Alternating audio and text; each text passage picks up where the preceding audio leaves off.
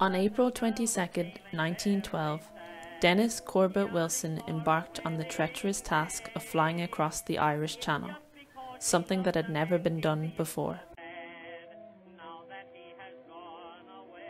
The machine itself had a wooden propeller, a fuselage of linen and wood, and rested on two large rubber-tired wheels, the steering being controlled by the rudder at the tail.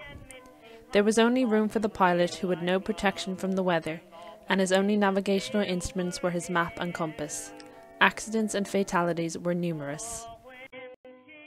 On April 22nd, Wilson began his flight at 6 a.m, taking off from Fishguard in South Wales. When he was just 20 miles from the coast of Wexford, he flew into a heavy storm. His compass went out of order, and so he flew blindly for 40 minutes, until he eventually made a hasty descent in a field in Enniscorthy.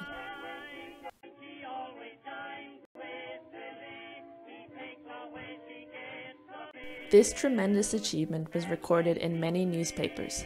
The London Evening Standard was quoted as saying, "Mr. Corbett Wilson's flight over the Irish Channel is one of the finest achievements of aviation."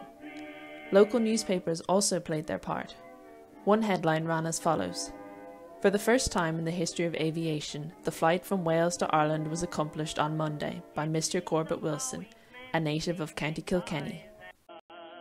Mr. Wilson performed many exhibition flights for the benefit of the people of Kilkenny. On May 4th, he flew over the city and proceeded on to his home in Jenkinstown. Over the next couple of months, Mr. Wilson performed aerial shows for the local population, the proceeds of which went to local charities. During World War I, he served as a lieutenant in the Royal Flying Corps. On the 10th of May 1915, his aircraft was struck by an enemy shell, and he was killed. He is buried in France. Local papers mourn the death of the great aeronaut.